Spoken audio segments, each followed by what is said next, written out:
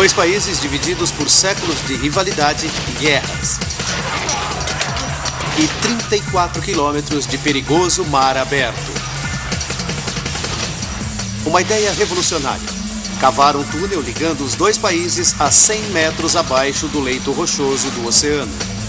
Em jogo, bilhões de libras e a vida de 8.000 trabalhadores.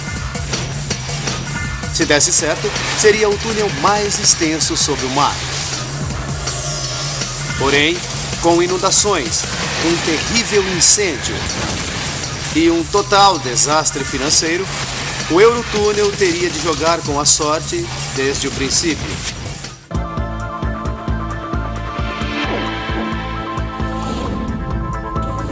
Obras incríveis. Eurotúnel. Este trem fará uma viagem extraordinária que irá levá-lo para debaixo da superfície do planeta por meio de uma das maiores obras realizadas pelo homem. Os engenheiros a consideram uma das 7 maravilhas do mundo moderno. O Eurotúnel levou 7 anos para ser construído e consumiu 1 milhão de toneladas de concreto, que daria para construir 3 Empire State Building.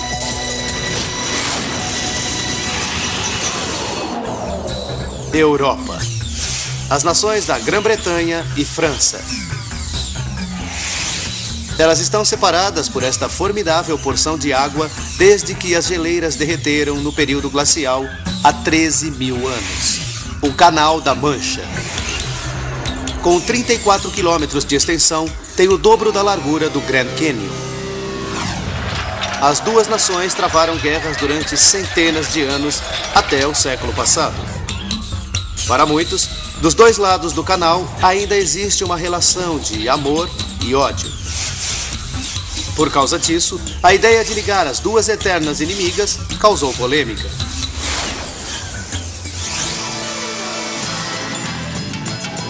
Todavia, a perspectiva de incrementar as relações comerciais para ambos os lados era irresistível.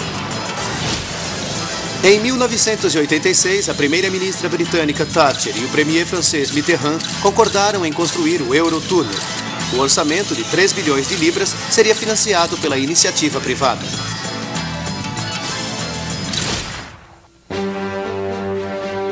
Dezembro de 1987. Tem início a grande escavação.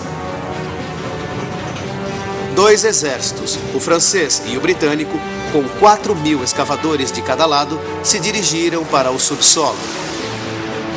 Cada equipe partiria do seu lado do canal numa corrida para chegar primeiro até o ponto de encontro embaixo do canal. A equipe britânica é a elite da escavação, recrutada nas maiores obras subterrâneas do mundo. Eles se autodenominam Tigres do Túnel e têm uma larga experiência em trabalho de equipe. Um homem sozinho não vai muito longe. É preciso uma turma grande para realizar um trabalho desses. No comando está o engenheiro-chefe Gordon Crichton. Tínhamos uma equipe totalmente dedicada a realizar esta tarefa. A equipe francesa era despreparada, composta de operários recrutados na região e treinados para o projeto. É a primeira vez que trabalho em uma obra como esta. Todos estão orgulhosos de fazer parte. Laurent Leblon liderou a equipe francesa.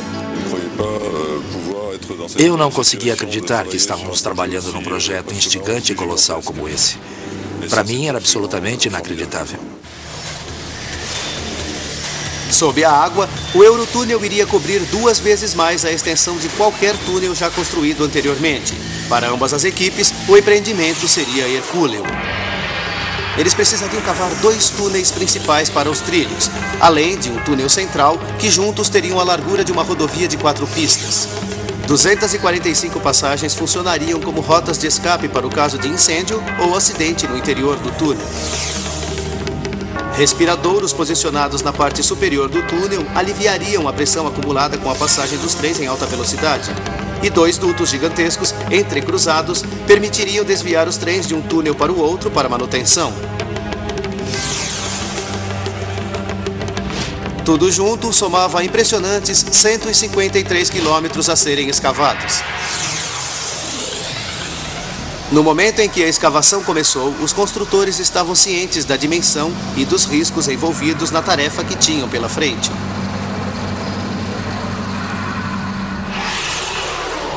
Pairando sobre eles, havia 100 metros de água do mar e leito rochoso do oceano. Todos os dias imaginamos o que teremos de enfrentar. Só tem uma rota de entrada e de saída. Barulhento, quente. Você fica se perguntando onde foi parar. Diante destes soldados a pé, havia 17 milhões de toneladas de terra e rocha. Não é um trabalho para quem sofre de claustrofobia. A empreitada levaria os homens ao limite, mas também exigiria muito da tecnologia mais avançada que pudesse existir. Estas são as máquinas de perfuração do túnel. Estes leviatãs subterrâneos são a ponta de lança da escavação do Eurotúnel. Com 200 metros de comprimento, equivalente a 2 campos de futebol, cada uma delas levanta 11 mil toneladas, ou seja, tanto quanto um destroyer da Segunda Guerra. E são 2 vezes mais largas do que um tanque. Ainda assim, o modo como as máquinas de perfuração operam é surpreendentemente simples. Imagine que isto seja o leito do canal. A máquina gira no leito embaixo do mar e, enquanto ela roda, o material do túnel é retirado e colocado em vagões que carregam o entulho para a superfície para ser jogado fora. Ainda durante o processo de rotação, ela forma um revestimento, um apoio em volta do que será o isolamento permanente. O especialista em túneis Brendan Riley sabia que as máquinas de perfuração teriam que cavar bem no centro. Esta máquina é uma mini fábrica que recebe energia, água e eletricidade. Na própria máquina existe uma oficina para realizar reparos. Basicamente, ela é autossuficiente e tem tudo o que precisa nela. 12 máquinas francesas e britânicas escavaram os túneis, 24 horas por dia, 7 dias por semana. As lâminas de aço forjado de alta resistência retiravam 10 toneladas de rocha a cada rotação. Cada uma das máquinas maiores custou 10 milhões de libras. Entretanto, como foram projetadas especialmente para este trabalho, elas teriam de ser descartadas no final. A corrida entre os franceses e os britânicos seria ganha ou perdida de acordo com a velocidade das máquinas de perfuração. Os britânicos possuíam as máquinas mais rápidas, que percorriam rapidamente 75 metros e retiravam 36 mil toneladas de rocha por dia. As máquinas francesas eram 25% mais lentas, mas tinham uma vantagem. As cabeças de corte eram protegidas por um revestimento à prova d'água. Elas trabalhariam em segurança, mesmo em solo molhado. Um mês após a escavação do túnel com o terreno seco, as velozes máquinas britânicas tomaram a dianteira. Todos os dias, centenas de placas de concreto eram transportadas para serem alinhadas no teto do túnel, enquanto a escavação prosseguia. As placas eram do tamanho de carros de passeio e 3 vezes mais pesadas. Isto não é concreto comum. Foi fabricado especialmente utilizando granito e é mais resistente do que o material usado para construir reatores nucleares. Os poderosos braços hidráulicos das máquinas de perfuração instalavam as placas no lugar para formar as paredes do túnel.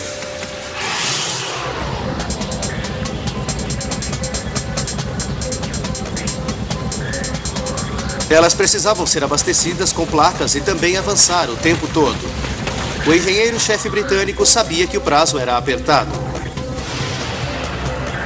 Com o orçamento de 1,3 bilhão de libras financiado pela iniciativa privada, o governo não poderia desistir. Ao custo de milhões por dia, cada hora extra de escavação custaria 40 mil libras a mais no orçamento. Por volta de janeiro de 1988, a corrida anglo-francesa estava esquentando, mas os britânicos mantinham a liderança. A rivalidade no subterrâneo mantinha a escavação no prazo, mas rapidez não é tudo. o sucesso depende de manter os dois túneis precisamente no alvo. Se eles desviarem do curso, muitas vidas podem estar em perigo.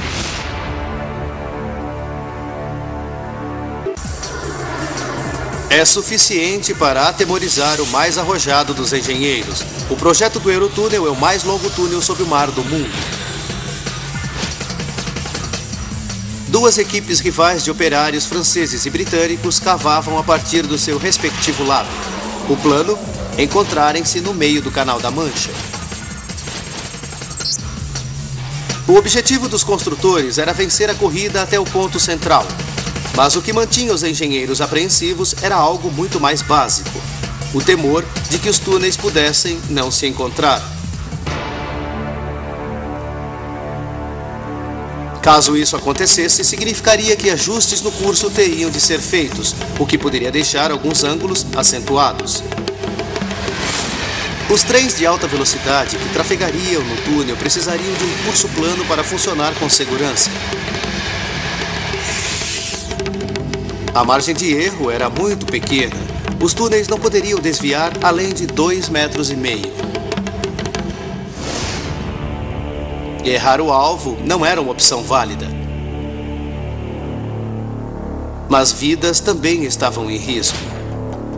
Se as enormes máquinas de perfuração saíssem fora do curso, atingiriam o fundo do mar.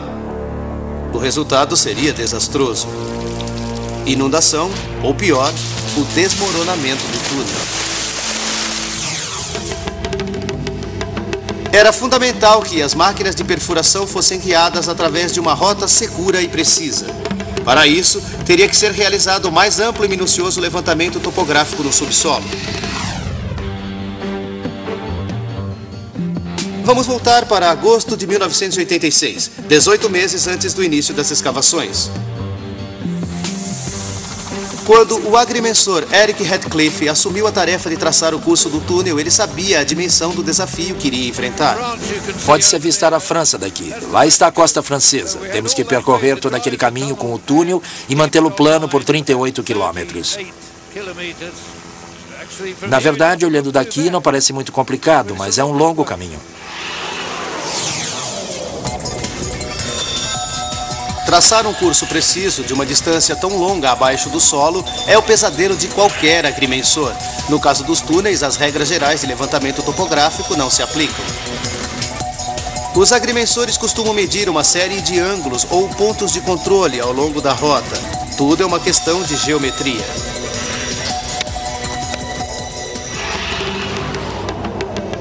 Na superfície, onde a visibilidade é total, traçar um curso é relativamente simples.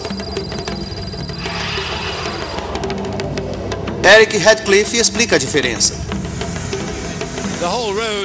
A estrada encontra-se a céu aberto. Todos os pontos de controle necessários para desenhar a rota estão posicionados ao longo da extensão. Debaixo do solo, as complicações são óbvias. Tudo o que os agrimensores podem observar é uma parede de rochas. Eles não conseguem ver mais adiante para traçar o curso. As estradas ainda têm outra vantagem em relação aos túneis. Pelo fato de serem faixas planas cortando a paisagem, só podem sair fora do curso em duas direções, para a esquerda ou direita. Um túnel ocupa um espaço tridimensional. Além de sair fora do curso pela direita ou pela esquerda, ele também pode ir para cima e para baixo. As duas partes do Eurotúnel poderiam se desencontrar de 4 maneiras diferentes. É a mesma coisa que pedir para um jogador de golfe acertar um buraco com os olhos vendados a 34 quilômetros de distância. Para manter o túnel no curso e em cima do alvo, eles teriam que lançar mão de uma arma secreta, a geologia. Pela rota subterrânea, o túnel seria conduzido através de uma camada de diferentes tipos de solo e rochas, com diferentes consistências. Os geólogos precisavam encontrar um extrato que cruzasse o canal. Este extrato forneceria uma trilha para que os britânicos e franceses se mantivessem no curso. Porém, deveria ser o tipo certo de rocha para a construção de um túnel. Jean-Luc Descend foi um dos geofísicos encarregados de descobrir qual seria o estrato perfeito a ser seguido pelo túnel. Ele começou a pesquisa na costa francesa. Teria de ser à prova d'água para resistir às inundações e bem firme para não ceder durante a escavação. Nestes despenhadeiros, Desailly encontrou seu prêmio. A água caía por uma fenda na rocha sem infiltrar, evidência de que era à prova d'água. A rocha é mole, impenetrável, portanto não entrará água no túnel. É a circunstância perfeita para se perfurar um túnel. Ela é conhecida como esteatita. Porém, identificar a rocha ideal é uma coisa, descobrir o seu curso é outra. Os geólogos abriram uma série de fundos de perfuração no leito do oceano e jogaram sondas que disparavam ondas sonoras no subsolo. O objetivo? Medir as mudanças de velocidade das ondas sonoras conforme atravessavam os diferentes tipos de rocha e as camadas de solo. Parecia simples, mas não era. Para traçar o curso da esteatita, seria necessário afundar 12 fundos de perfuração por todo o canal. Uma tarefa complicada de ser realizada numa área de tráfego marítimo.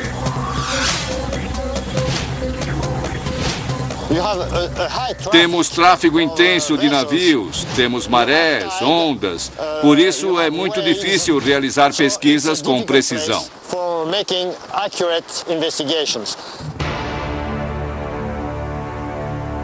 Os geólogos concluíram que a esteatita forneceria uma rota executável através do canal. Se estivessem enganados e as máquinas de perfuração saíssem dos estratos à prova d'água, elas atingiriam o fundo do mar, com consequências devastadoras, tais como inundações e desmoronamento. Primavera de 1988, 3 meses de escavação do Eurotúnel. Os trabalhadores abriam caminho pelas rochas, chegando cada vez mais perto do subsolo. Entre eles e o risco de uma inundação, havia apenas o sistema de orientação por laser das máquinas de perfuração.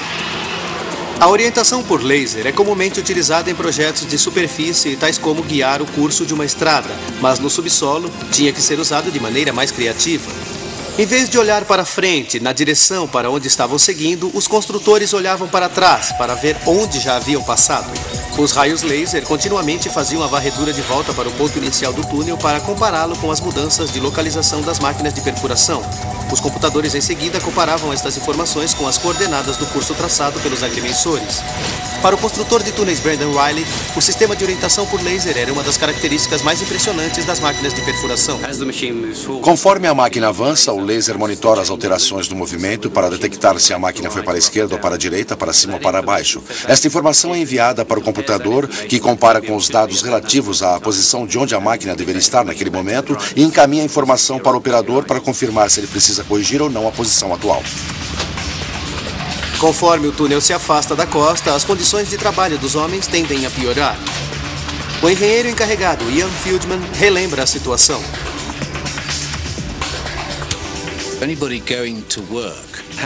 Todos que iriam trabalhar viajavam dentro de um trem lotado por quase 22 quilômetros para chegar ao local das obras. No final da escavação, os trens dos operários tinham percorrido milhas o bastante para ir até a Lua e voltar 4 vezes. Manter o ar fresco abaixo do subsolo é um desafio. Um poderoso sistema de ventilação bombeava o ar para o interior do túnel. Mesmo assim, os homens enfrentavam o risco de se deparar com gases tóxicos. Quanto mais fundo você está, mais quente fica. Temos menos ar. Levamos máscaras para respirar. Se houver um acidente, temos ar suficiente para respirar.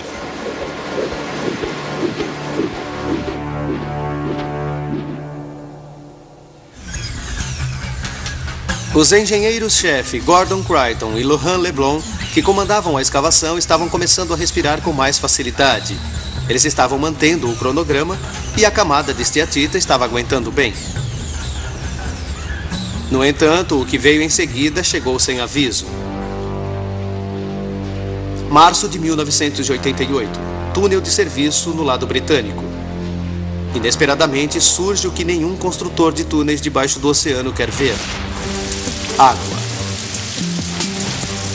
Milhares de litros entrando no túnel. O trabalho precisou ser interrompido. Isso causou pânico. Tivemos que parar porque não sabíamos o que estava acontecendo. Gordon Creighton deve agir rápido para descobrir de onde está vindo a água. Será apenas um bolsão de água doce? Ou será a água do mar abrindo caminho? Ele experimenta a água. É salgada. Sabíamos que era um curso d'água que vinha direto do canal. Sabíamos que era sério. As notícias são preocupantes. O que está entrando no túnel é água do mar.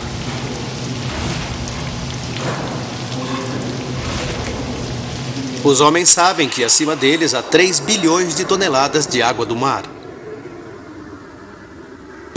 A pressão do leito do oceano, 50 metros acima, é suficiente para esmagar um carro como se fosse uma lata de cerveja. Agora, em alguns locais, a água começa a jorrar com a força de uma mangueira de bombeiros, 300 litros por minuto. Então, uma rachadura aparece no teto do túnel. As rochas começam a ceder. A água vaza através das fissuras, formando protuberâncias no teto. Os construtores britânicos estão a um passo do desastre. Se as rachaduras aumentarem, poderá entrar muita água e deixar o túnel vulnerável. No final das contas, pode até levar ao maior temor dos construtores de túnel, o desmoronamento. O engenheiro-chefe Creighton deve encontrar uma maneira de parar os vazamentos ou iria enfrentar uma catástrofe. Mas como isso pôde acontecer? 18 meses antes, um levantamento topográfico identificou uma camada especial de rocha conhecida como esteatita, que se pensava ser a prova d'água. Mas os geólogos rapidamente chamaram a atenção para o fato de que os levantamentos que se baseiam em ondas sonoras apenas revelam o curso da camada de rocha, mas não fornecem uma informação conclusiva sobre a qualidade da rocha. Agora parece que o extrato por onde o túnel está atravessando tem fendimentos das rochas. Está crivado de imperfeições e rachaduras, algo que os agrimensores não tinham como prever.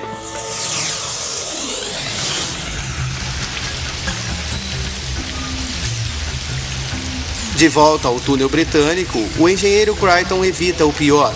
Os homens fecham os vazamentos e as placas de concreto são substituídas por outras mais resistentes de aço. Fim da crise, por enquanto. Os tigres avançam novamente, mas o terreno molhado e com falhas continua a se estender na frente deles. O clima fica tenso. Todo o anel que cortamos precisa estar em bom terreno, é o que esperamos. Com os vazamentos, ocorre um curto-circuito na parte elétrica das máquinas de perfuração, atrasando ainda mais as obras. O relógio está correndo. Os custos aumentavam diariamente e o prejuízo já chegava na casa das dezenas de milhões. O lado francês, por sua vez, também foi atingido pela água. De fato, fomos pegos pela água, o que dificultou nosso trabalho. Muita água torna o trabalho realmente difícil. Entretanto, eles já haviam sido avisados sobre o fendimento das rochas na outra ponta. Logo, a geologia ficou mais fácil de ser analisada. Agora, parecia que a decisão de optar por máquinas de perfuração à prova d'água foi uma escolha acertada. Muito embora fosse mais lenta do que sua rival britânica, ela dava aos franceses uma chance de tomar a dianteira. Decidimos usar máquinas de perfuração totalmente vedadas e impermeáveis. Elas podiam resistir a qualquer vazamento, independentemente da gravidade. Enquanto isso, os britânicos trabalhavam arduamente para conter os vazamentos e as rochas que caíam, além de rezar para atingir apenas terreno sólido. Os operários montaram uma espécie de blindagem galvanizada provisória na máquina de perfuração e continuaram.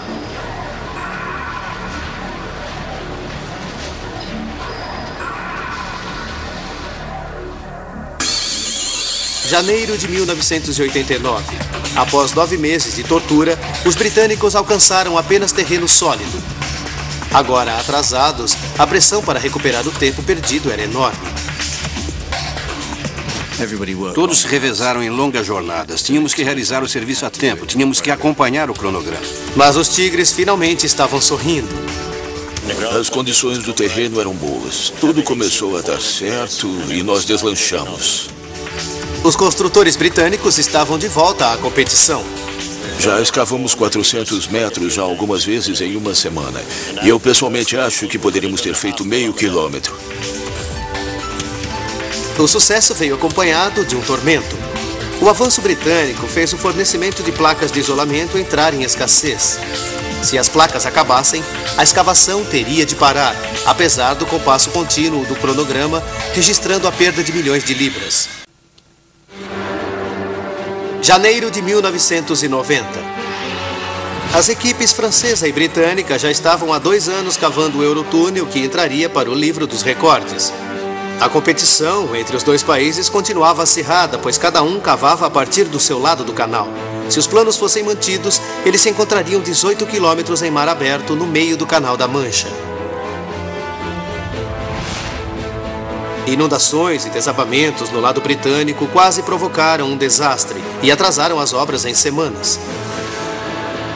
Mas agora os britânicos avançavam rapidamente e a corrida até a metade do caminho continuava com bastante ímpeto. Porém, construir um túnel exige muito mais do que apenas cavar em alta velocidade. Na superfície, uma operação ininterrupta mantinha o projeto abastecido com suprimentos imprescindíveis e o mais importante ingrediente de todos: concreto. Cada placa pesa tanto quanto uma caminhonete picape. Os franceses e britânicos, juntos, necessitam de 750 mil placas para formar o túnel. Na Grã-Bretanha, trens especiais transportam 4.500 toneladas de placa, o que daria para construir 100 casas de um lado ao outro da costa. Mas a equipe britânica ver-se-ia diante de outro problema. A região costeira plana da França facilitava o armazenamento das placas próximo à boca do túnel. Mas os despenhadeiros de 50 metros no lado britânico restringiam a capacidade de armazenamento. Conforme a velocidade da escavação aumentava, o espaço ficava menor. Se ficassem sem espaço, a cadeia de abastecimento ficaria comprometida, a escavação teria de parar e os prejuízos acumulados seriam exorbitantes. As máquinas de perfuração abriam caminho através do túnel, mas sem as placas que formavam o teto, elas seriam obrigadas a fazer uma parada que iria sair muito caro. Felizmente, alguém teve uma excelente ideia. Todos os dias, as máquinas despejavam 36 mil toneladas de rochas e terra, ou seja, entulho. Por que não utilizá-lo para resolver o problema de armazenamento? O entulho poderia ser despejado em toda a extensão da costa britânica, no mar, o que criaria espaço. O plano era audacioso. 17 milhões de toneladas de entulho, o bastante para encher 2.000 piscinas olímpicas, seriam despejados no mar. A questão do armazenamento foi resolvida e os britânicos ganharam mais 90 acres. É uma área equivalente a 68 campos de futebol. No solo, a hora da verdade estava chegando. As extremidades dos lados francês e britânico se aproximavam do ponto de encontro. Os trabalhadores só se preocupavam em chegar ao meio em primeiro lugar. Os engenheiros tinham preocupações mais importantes. Após 3 anos e 37 quilômetros de escavação, será que as duas metades se encontrariam no centro?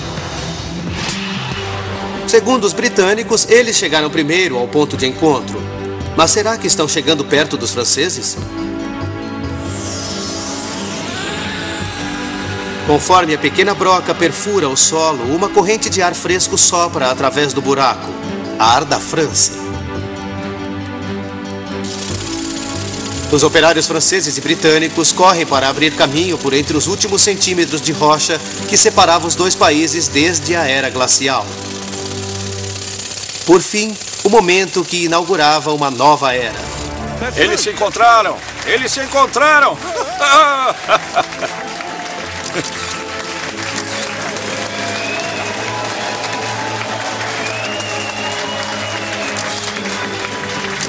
E foi o trabalhador britânico Graham Fagg quem deu o primeiro passo em território francês. E para os anais da história. Para mim, são apenas 15 minutos de fama. Eu sou apenas um indivíduo que faz parte de uma equipe. Ver Graham fazer a conexão, colocar a cabeça no buraco e desaparecer na França, como aconteceu pela primeira vez, foi fantástico. Pela primeira vez, depois de 13 mil anos, a Grã-Bretanha estava novamente ligada ao continente europeu.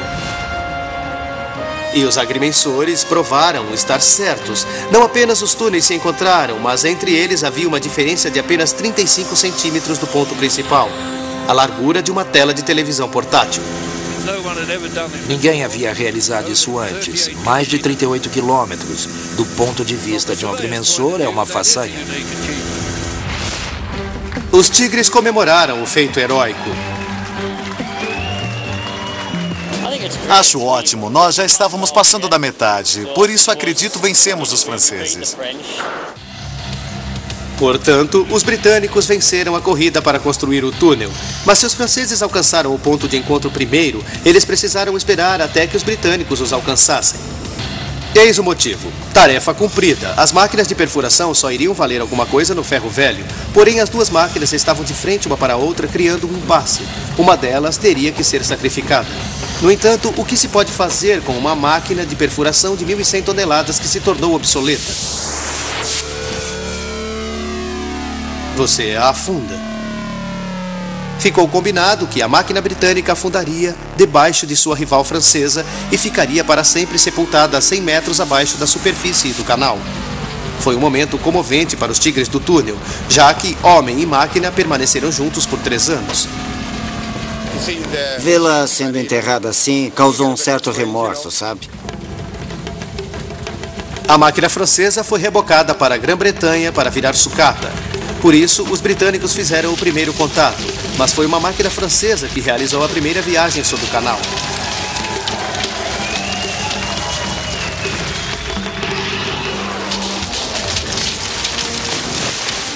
Nos meses seguintes, os 4 túneis principais se encontraram, criando uma série de alvoroçados encontros.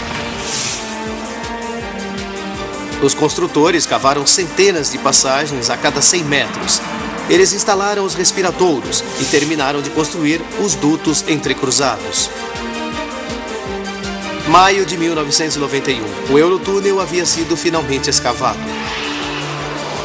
O mais importante é que se pode ficar em pé aqui e ver toda a extensão dele. Conseguimos.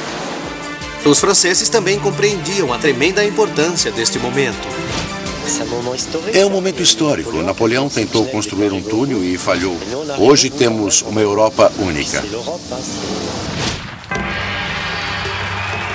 Mas por trás dos bastidores havia um grupo que não estava tão exultante: os financiadores do túnel.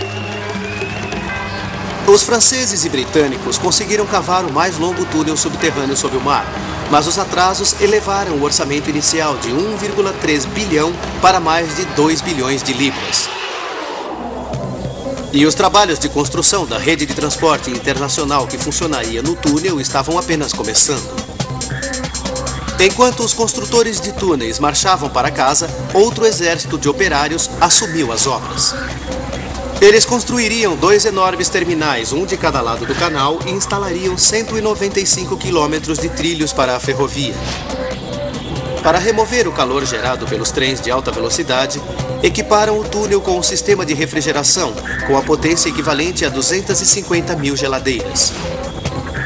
Eles também iriam construir novos trens, projetados para transportar carros, caminhões e passageiros.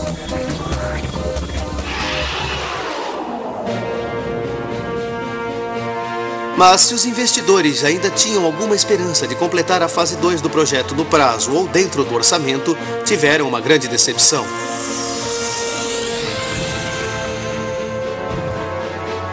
Dois anos depois, os gastos haviam subido até a estratosfera.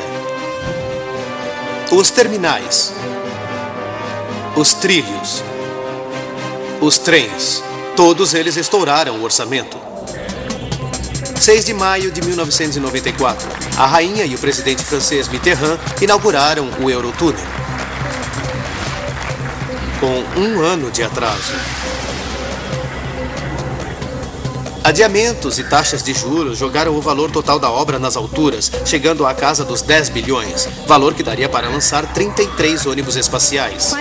Instituições financeiras de diversos países colaboraram para o financiamento do maior projeto de construção já realizado pela iniciativa privada. Porém, as atividades comerciais não cresceram rapidamente.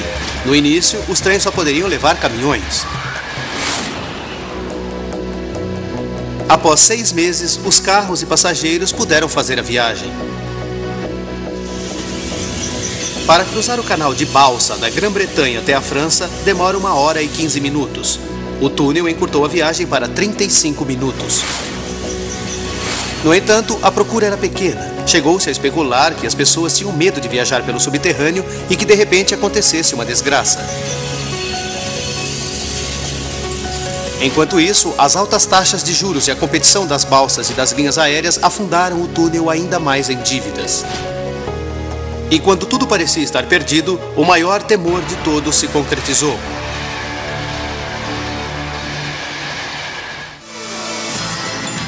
Em 1996, o Eurotúnel já funcionava há 1 ano, mas o movimento era fraco. O túnel irá enfrentar as horas mais incertas de toda a sua existência. 18 de novembro, Sungate, no lado francês do Eurotúnel. 9h48 da noite. O trem fretado número 7539 se aproxima do túnel em direção à Inglaterra. A bordo, uma carga perigosa. Um caminhão acabara de pegar fogo e soltava fumaça e chamas. Os funcionários da ferrovia avistaram as chamas e imediatamente comunicaram a ocorrência, mas o trem já estava a alguns quilômetros debaixo do oceano. O caminhoneiro britânico Brian Chilton era um dos 31 passageiros a bordo. De repente vimos tudo preto, rajadas de fumaça preta entrando pelo chão do vagão. Os caminhoneiros viajavam no trem de passageiros atrás dos motores. O fogo começou a 400 metros dali, mas estava se aproximando. Bill Welsh, da Brigada de Incêndio de Kent, enfrentaria naquela noite um incêndio dentro do Eurotúnel. Estamos falando do maior incêndio que se possa imaginar. Parecia que estávamos andando dentro de uma fornalha, se puder ter uma ideia do que isso significa. A primeira preocupação de Welsh era saber qual a melhor maneira de resgatar os passageiros. Não existe saída. Não é como em casa que tem portas e janelas. Quando se está dentro de um túnel, espera-se que alguém venha resgatar as pessoas. Às 9h51, o Centro de Controle de Incêndio aconselha o condutor a continuar viagem, pois a velocidade ajuda a extinguir as chamas e o trem tem 15 minutos para chegar até o outro lado. O especialista em incêndios, Ed Comeau, ajudará os investigadores britânicos e franceses a analisar cuidadosamente os destroços do trem. Parte do procedimento padrão das operações determina que o trem continue a viagem até sair do lado oposto, onde o incêndio será combatido. O trem acelera mais para dentro do túnel, correndo para alcançar a costa inglesa. Às 9h57, a crise toma um rumo amedrontador. Uma luz no painel avisa o condutor de que um equipamento no vagão está se soltando. O trem precisa parar, ou corre o risco de descarrilhar. Assim que o trem para, o fogo toma conta. Rapidamente queima o gerador de energia do trem. As luzes se apagaram e tudo virou um inferno. 3 minutos após a queda de energia, a tóxica fumaça negra toma conta do trem. Estávamos deitados no chão, engasgando com a fumaça. 1 ou 2 motoristas vomitaram.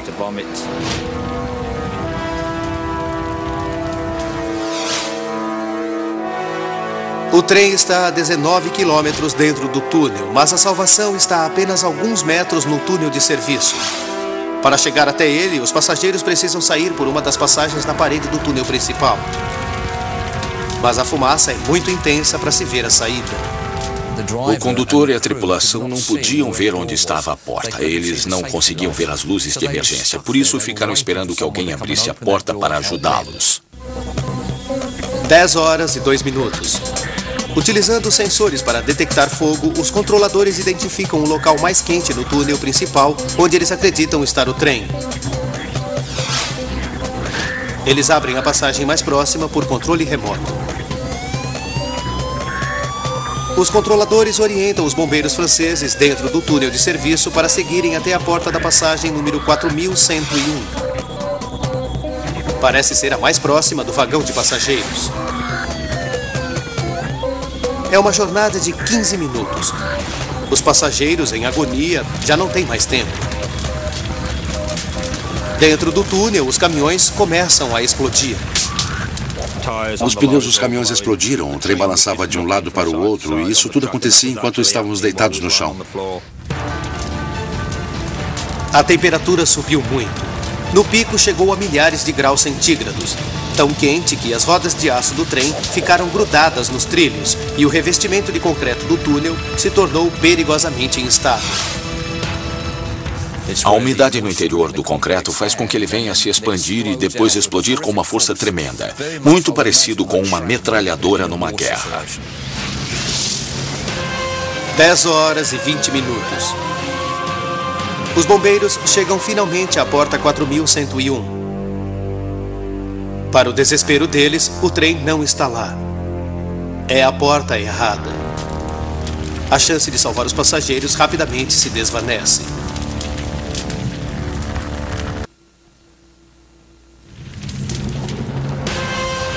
O fogo entra furiosamente no trem parado a 19 quilômetros no Eurotúnel. Engasgados com a fumaça, os 31 passageiros aguardam o resgate. As chamas estão a apenas 200 metros deles e se aproximam rapidamente. Os bombeiros, por sua vez, vão parar no setor errado do túnel.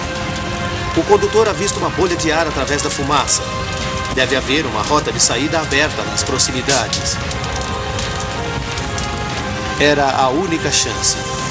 Os passageiros deveriam abandonar o vagão e pular para dentro do inferno.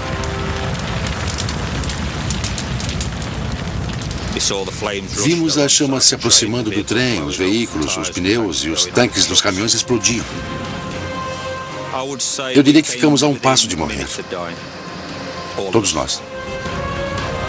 Por 7 minutos, os passageiros vagaram cegamente em meio à fumaça. Com os olhos lacrimejando e os pulmões prestes a explodir, eles alcançaram a porta da passagem.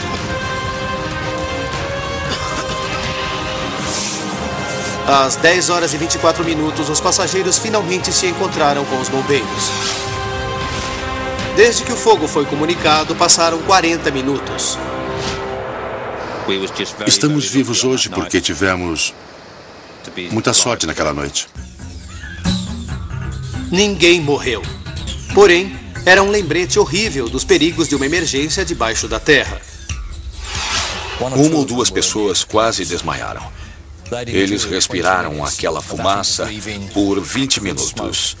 Foi muita sorte ninguém ter morrido. Mas o sistema funcionou.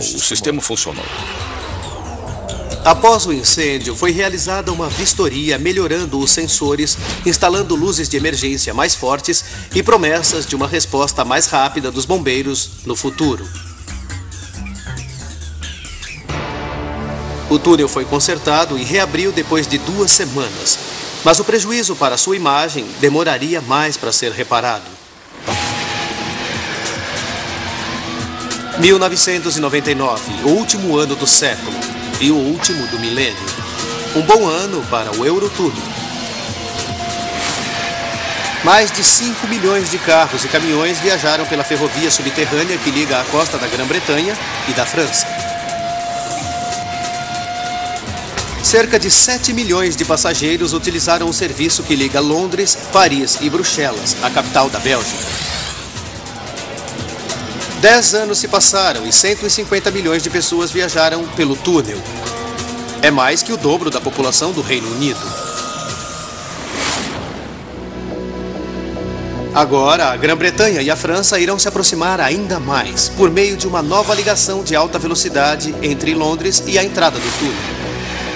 Trens que alcançam a velocidade de 300 km por hora transportarão os passageiros até Paris em 2 horas e 15 minutos, metade do tempo de viagem antes da era do Eurotúnel. Por enquanto está tudo dentro do orçamento e seguindo o cronograma. Eles irão completar uma vasta rede de transportes pan-europeia. No centro dela estará o Eurotúnel.